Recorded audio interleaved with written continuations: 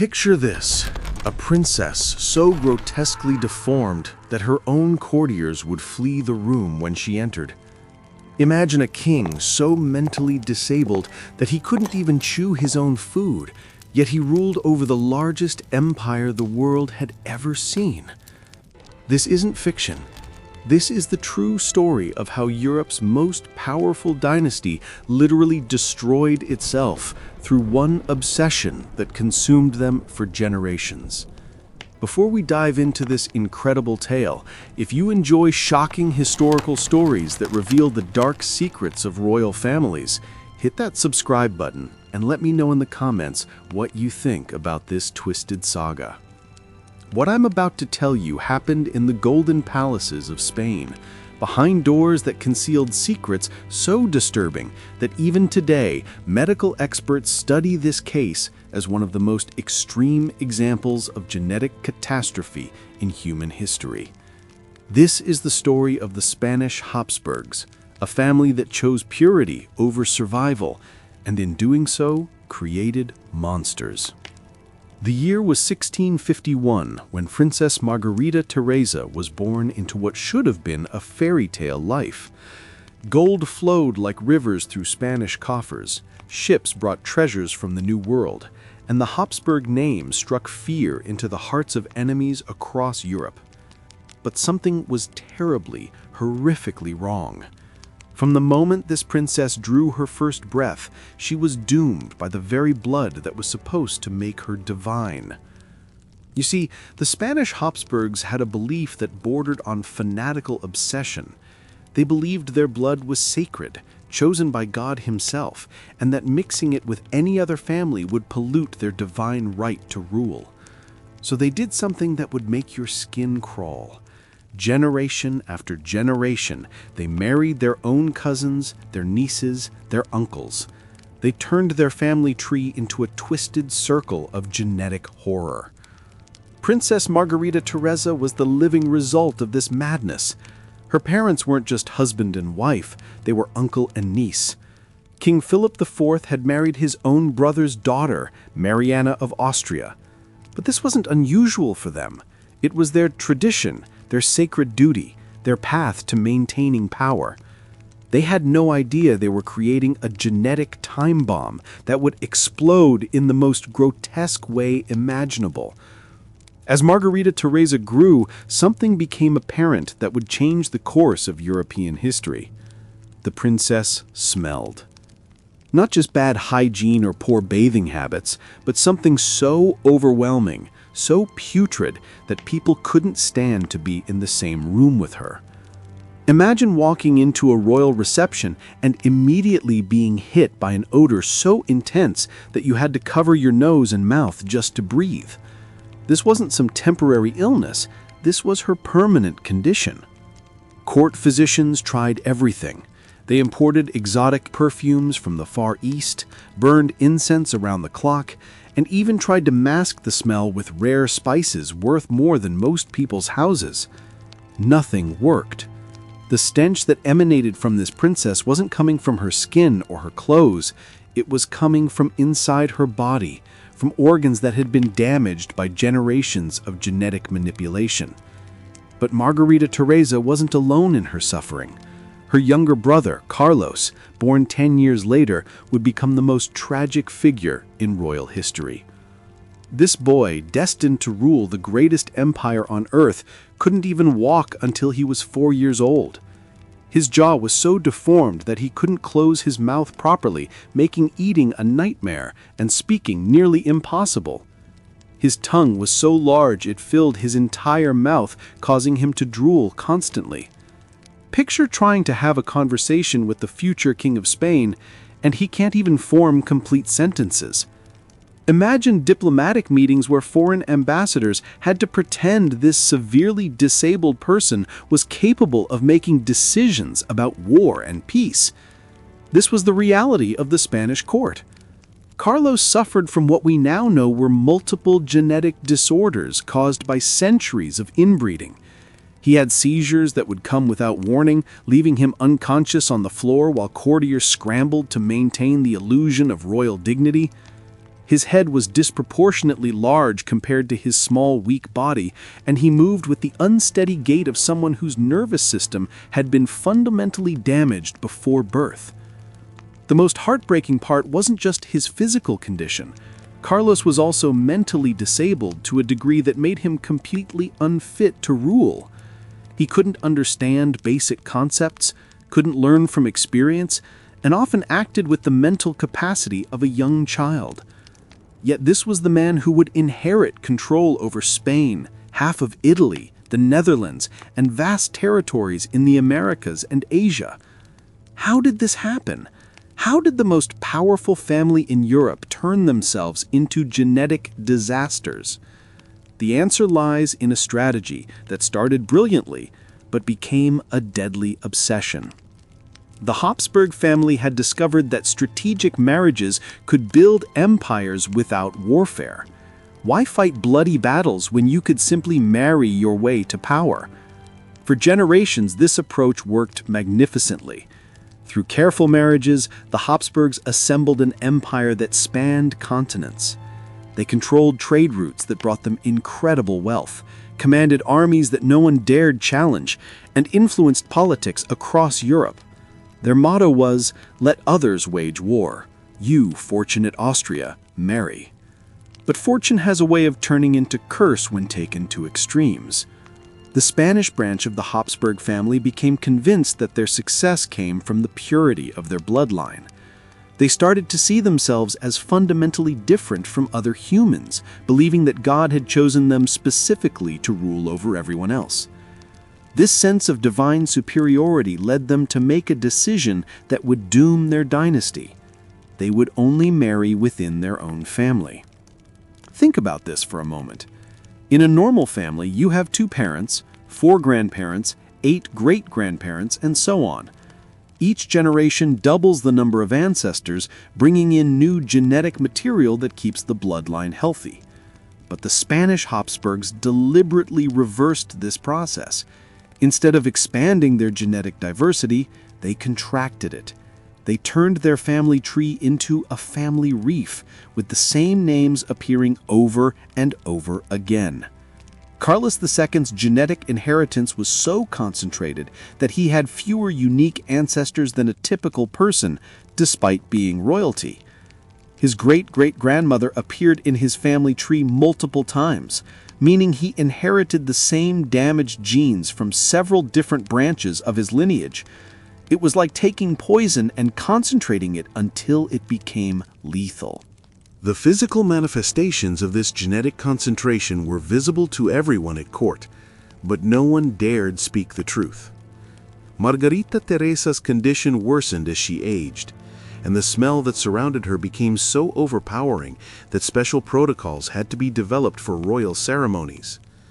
Rooms had to be heavily perfumed hours before her arrival. Windows were opened to create air circulation, and guests were positioned as far away as possible while still maintaining royal etiquette. Can you imagine being a foreign ambassador trying to negotiate a treaty while fighting the urge to vomit from the smell? Picture being a servant required to help dress this princess every morning, knowing that the odor would cling to your clothes for the rest of the day. The human cost of royal ideology was paid by everyone who came into contact with these genetically damaged individuals. The princess's personal suffering was immense. Historical accounts suggest she was aware of her condition and its effect on others. She gradually withdrew from public life, spending more and more time alone in her chambers. The vibrant social life that should have defined her youth as a royal princess was replaced by isolation and shame. She knew she was different, knew she was the cause of people's discomfort, but she couldn't understand why or do anything to change it. Marriage negotiations for Margarita Teresa became diplomatic nightmares. Initially, several European princes were interested in forming an alliance with Spain through marriage to the princess. But once they learned about her condition, one by one, they withdrew their proposals. Spanish diplomats found themselves in the impossible position of trying to arrange politically advantageous marriages while concealing information that would inevitably become obvious to any potential husband. The few marriage contracts that were seriously considered included increasingly large dowries, as if money could compensate for genetic catastrophe.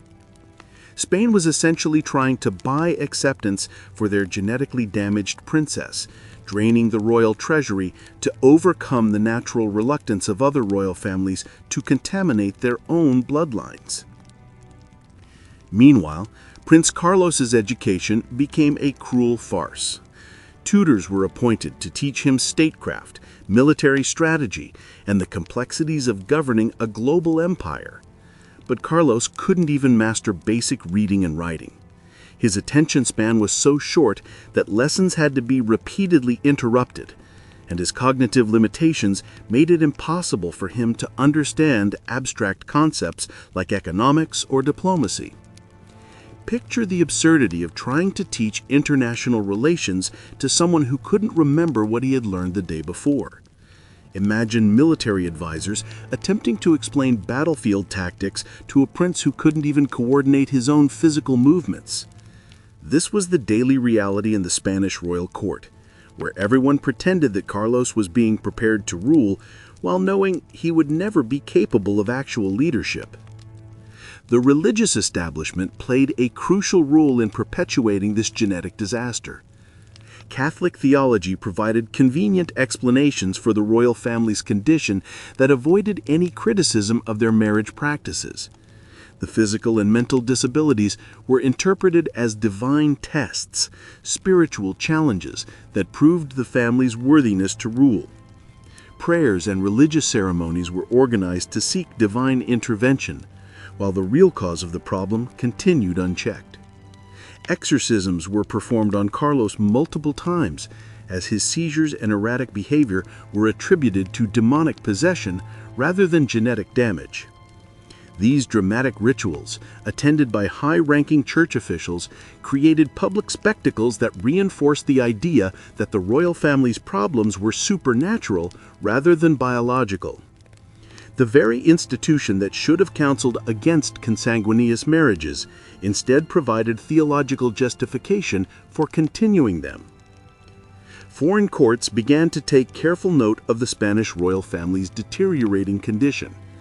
Venetian ambassadors, known for their detailed diplomatic reports, sent back accounts of Carlos's disabilities that were read with fascination and horror across Europe.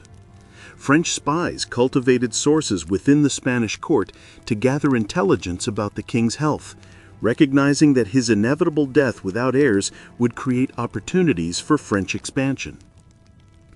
The economic implications of the genetic crisis were staggering. Spain's vast colonial empire required sophisticated administration and strategic decision-making, but the royal family was increasingly incapable of providing effective leadership. Trade policies became inconsistent, colonial rebellions went unaddressed, and military strategies were developed by advisors who had no real authority to implement them.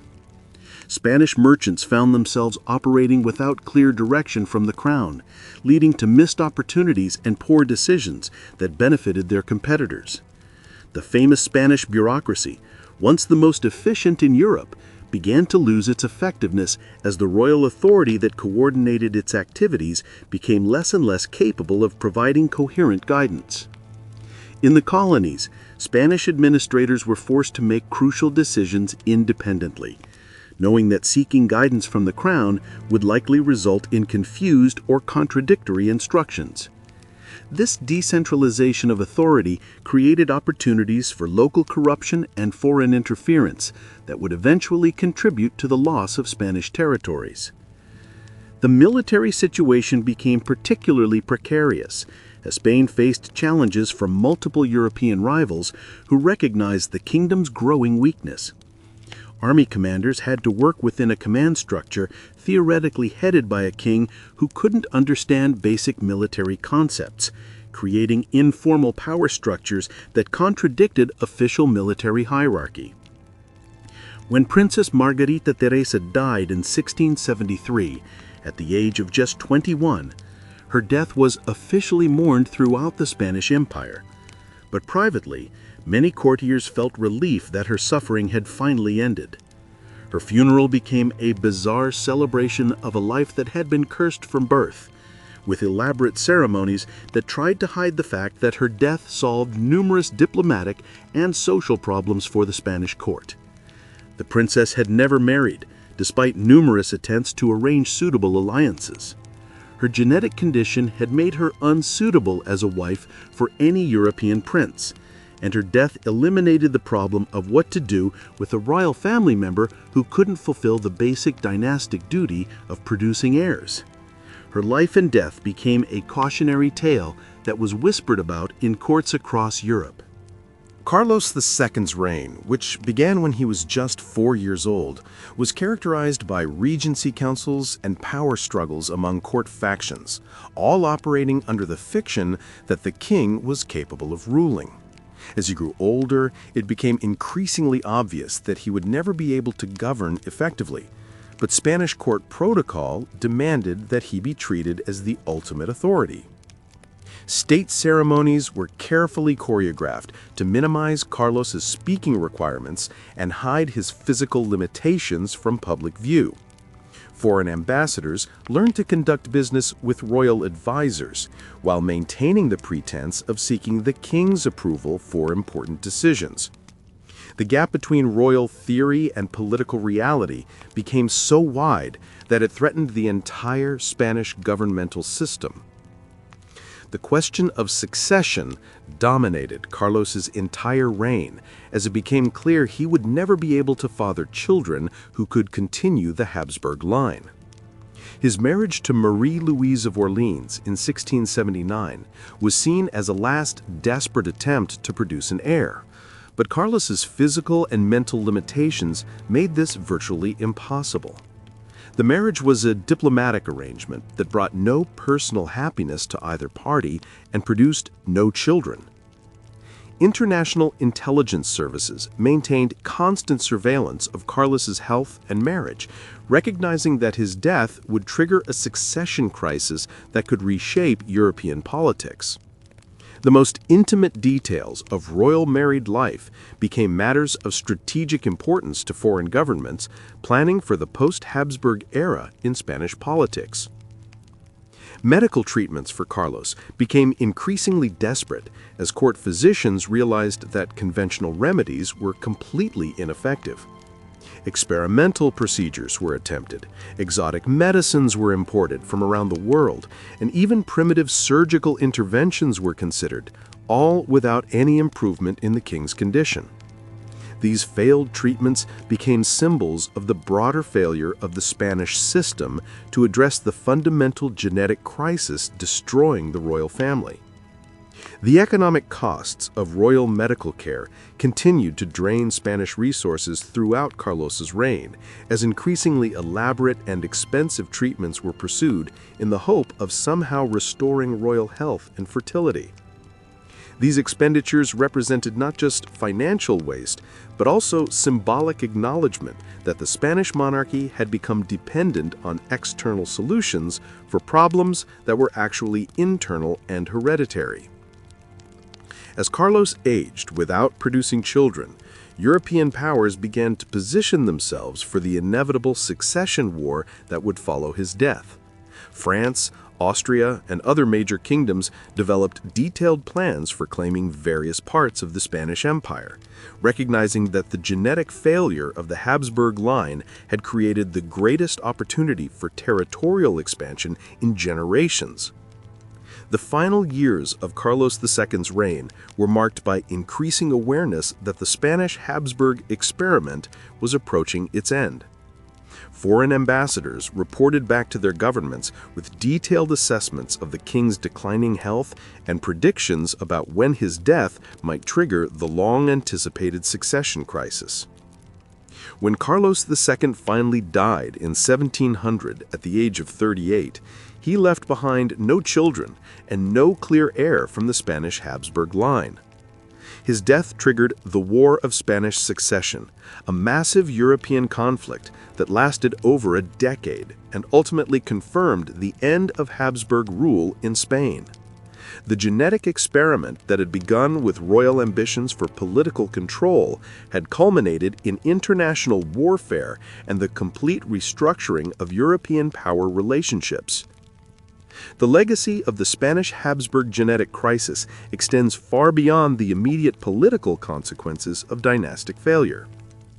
Modern genetic analysis has confirmed that the royal family's marriage practices had indeed created a genetic disaster of unprecedented proportions.